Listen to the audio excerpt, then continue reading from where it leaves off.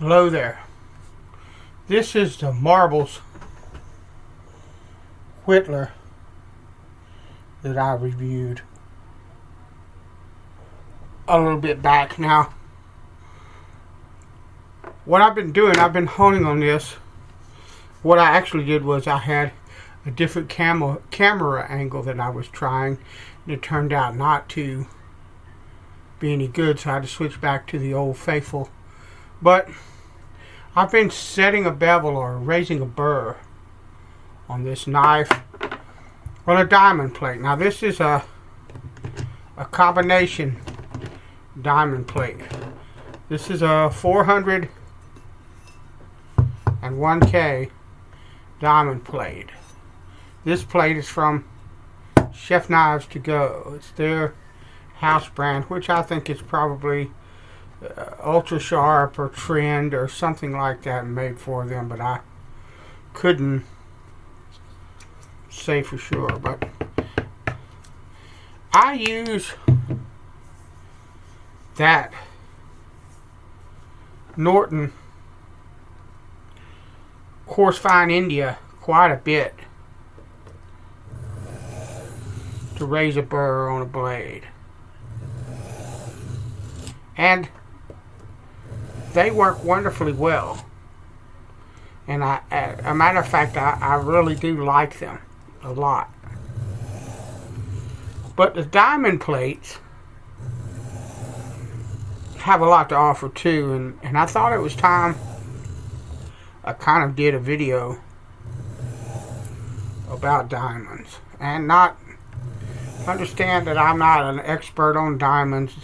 This is just what I know of them from my limited experience. I have this diamond plate and 140 grit Atoma plate and a couple of diamond cards that I use to raise slurry on Japanese whetstones and cauticles. And that's it. Okay, that's all the diamonds I have. So I'm not an expert at diamonds, but what I can tell you is that diamonds have a lot going for them. They cut very fast. They don't need any kind of pressure to cut. They cut just fine without it.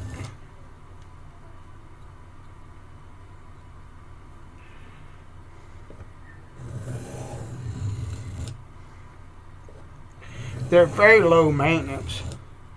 If you get them really, really dirty, you can take like some Comet and a soft bristle brush and clean them with that, and they'll come right back. Or you can, if it's just everyday kind of use, you can rinse them off and make sure they're dry, because they will rust if you don't.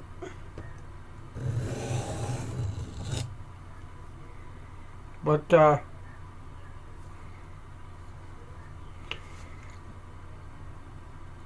they're very easy to maintain, and they're very easy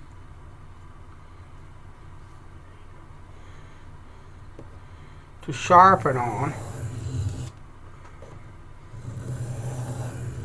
and they last pretty well. So they're really good, in my opinion, for beginners, because they're low maintenance, they cut fast, and they're durable. But they don't require any pressure. But now the same characteristics of a diamond plate that make them, I guess I would call user friendly, can also cause some issues with a beginner. For example,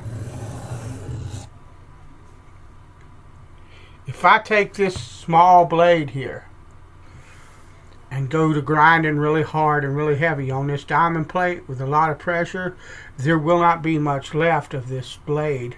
In very short order, I will jack it up really bad, maybe beyond anyone's ability to do anything about it.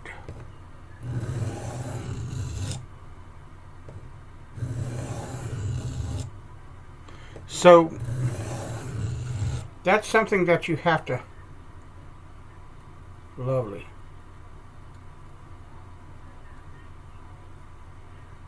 be conscious of. Excuse me a minute.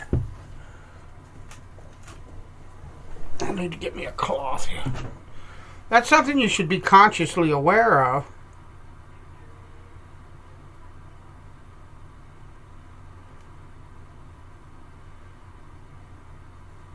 When working with him. However, having said all of that,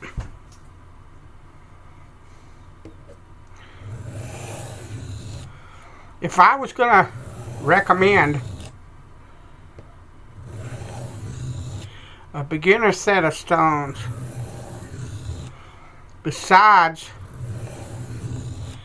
that Northern India combo stone and a good soft Arkansas for a beginning knife sharpener,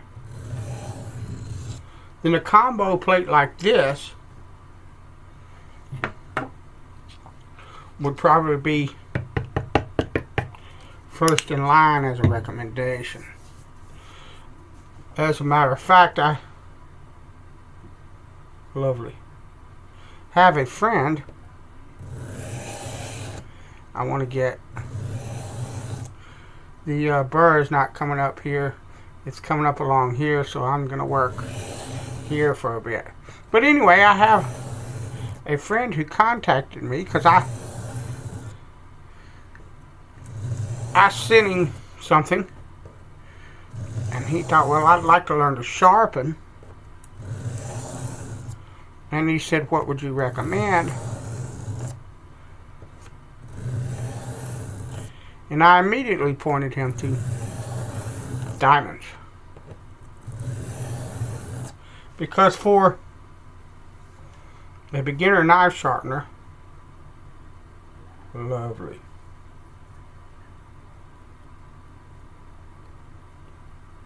It's really hard to beat.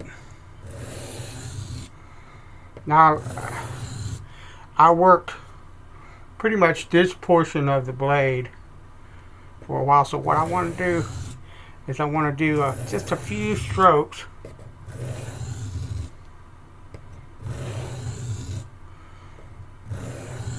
to kind of blend that bevel a bit. But you know, I recommended him diamonds because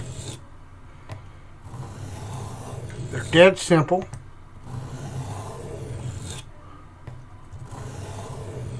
And easy to use if you use basic common sense and watch your pressure.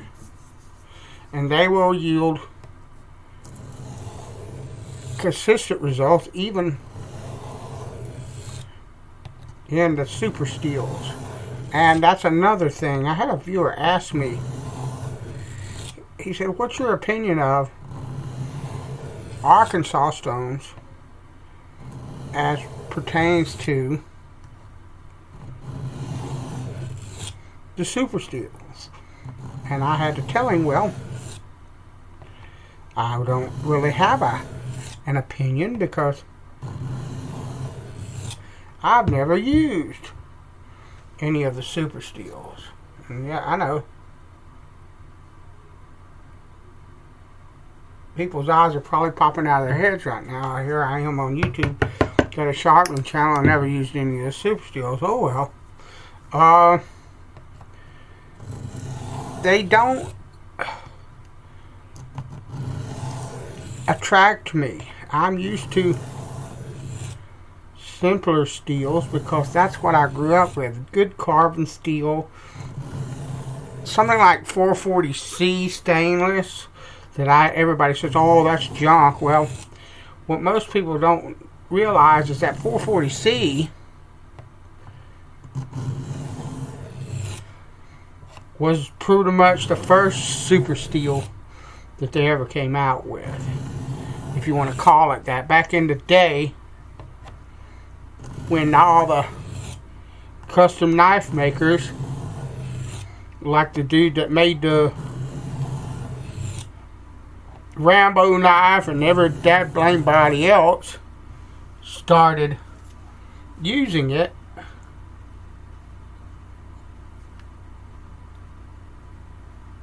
lovely, it was considered an advanced steel for its time. Well, now it's foreshadowed with a lot of other steels, and that's good,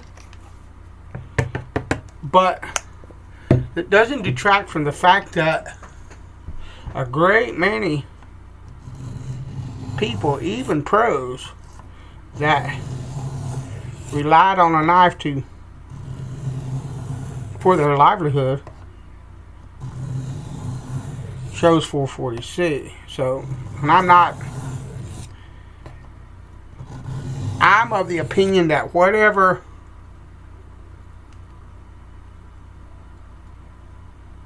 steel you like and prefer is the one that's best for you. I don't have a dog in that fight. But I told him the truth, that I've never used any of the super steels. And I may have lost a subscriber or a viewer because he might have thought, well,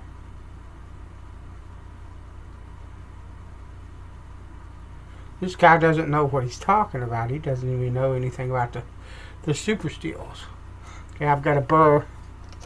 I'm going to work it off of the apex.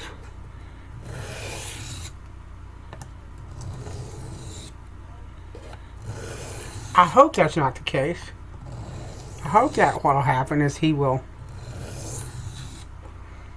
thought, well, the guy told me the truth. He didn't try to pretend like he knew something that he didn't, but he told me the truth. So I hope that's how it went, but if not, I hope you find what you're looking for. And it's I don't hold any ill will. But for modern super steels, I'd go with diamonds. I'd go with the diamonds first, and then I'd take whatever stones I wanted to polish with, whether they were water stones or ceramic stones or Arkansas stones, or whether I wanted to stick with higher grit diamonds, whatever it was that I chose. And what I would do is just hone the edge with them and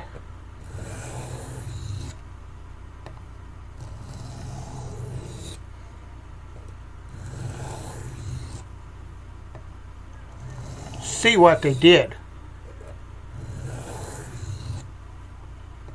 See how they worked. And go from there.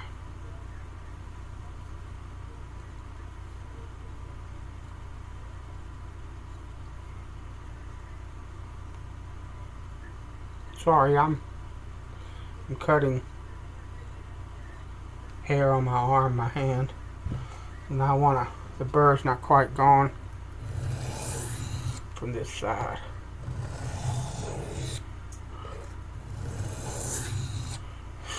And that's what I would do, and that would be my recommendation. If anybody out there watching this channel has knives made out of the harder steels, not simply super steels, but any of the harder steels, well, maybe D2 is pretty hard steel, or I can tell you right now, if you get a 1095 blade that's properly heat treated, that booger's hard. And the diamonds will cut that a lot faster.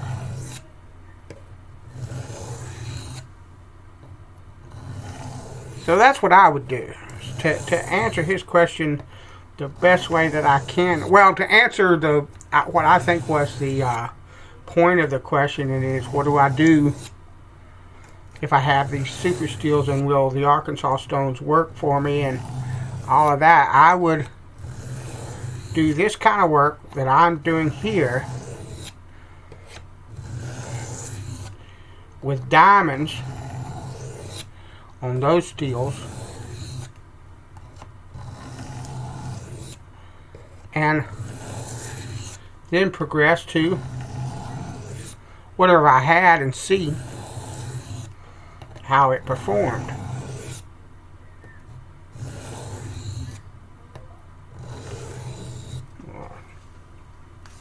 That would be my recommendation.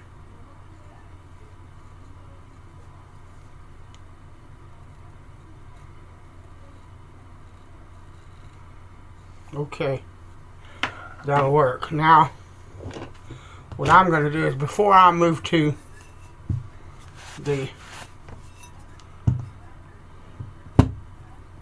soft Arkansas, I'm going to go to this 1000 grit side and polish just a bit.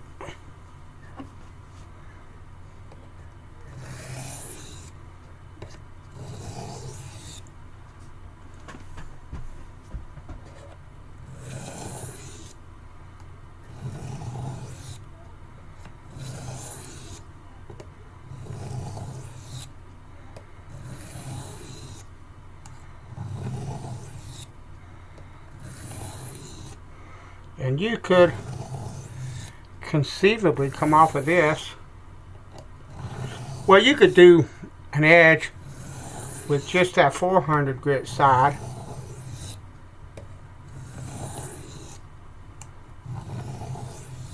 And depending on what you wanted the knife to do, that would be a good working edge. But I'm going to take this up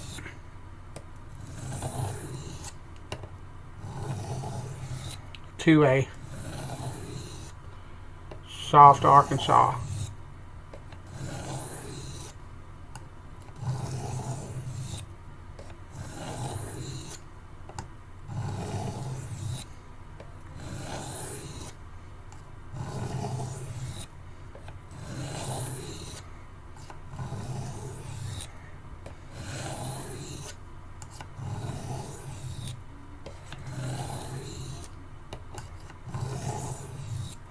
I don't remember who it is, whether it's DMT or Atoma. I believe it's DMT. Goes up to like 8K in the diamond stones. That's a pretty high polish. And like I said, you could conceivably just do diamond stones all the way through if that was your thing, and there's nothing wrong with that. I just love my natural stones, my Arkansas. Too much for that, so don't feel any of that burr. Well, is that a burr? No.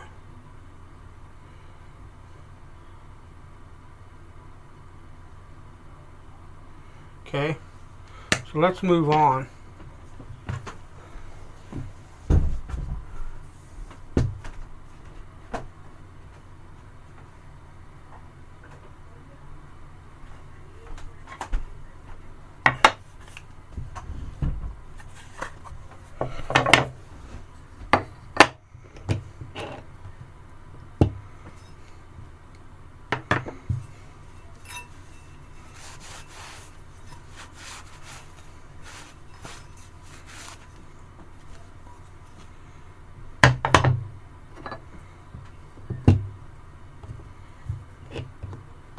And I don't really crank down on those. You can if you want to. It's not moving anywhere. And I don't need to pick it up and move it around. As long as it holds the stone in place, that's what I'm worried about. The rest of it, I don't need, so.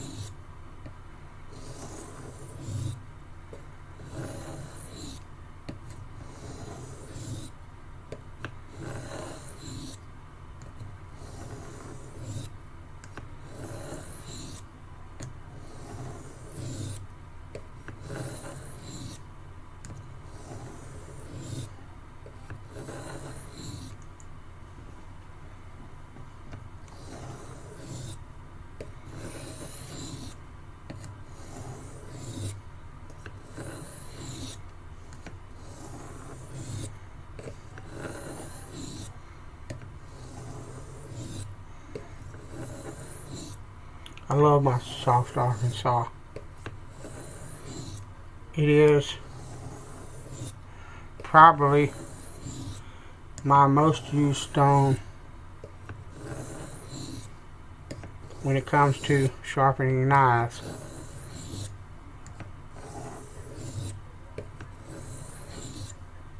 And I've used one since I was a boy.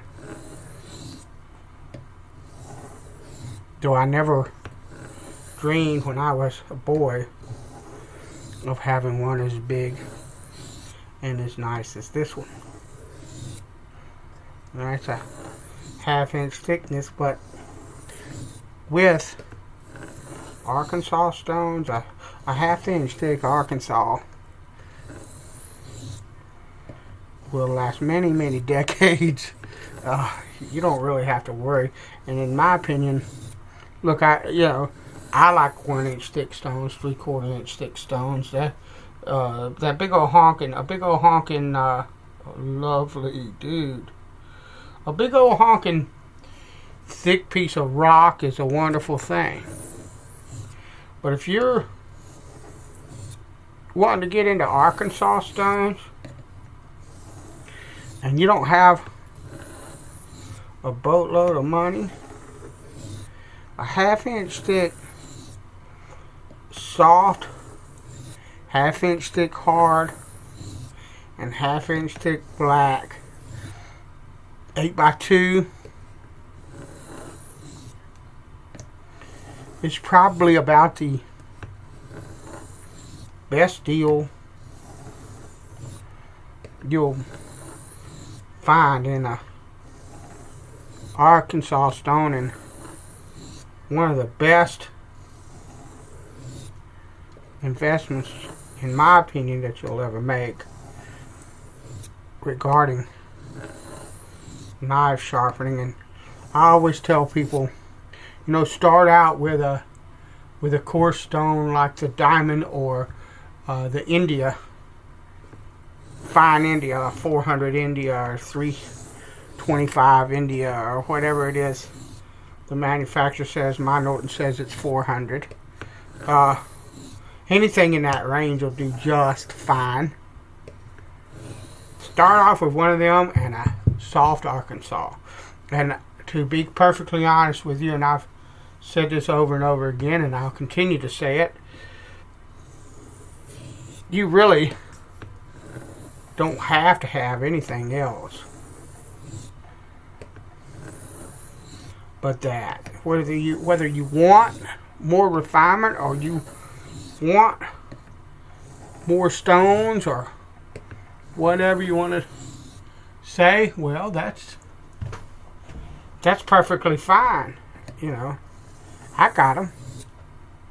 But you really don't need anything more on it. Most knives that you'll carry around in your pocket, and something to raise a burr and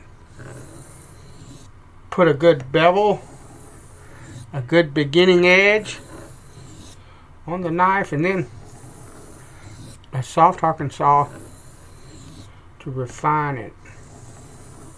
And I will eventually probably pick up a 3/4 1-inch thick 8-inch by 2-inch soft Arkansas, just because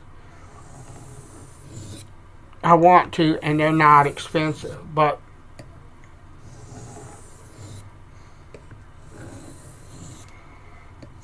this stone is really all I'd ever need in a soft, and it's a fantastic stone, in my opinion. From my experience, that's flipping lovely.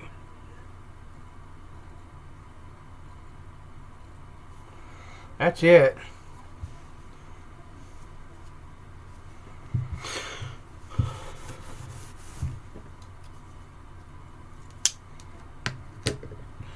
That's the honing, sharpening and honing of that blade. Now I will sharpen and hone the rest of the blades on this knife at another point off camera.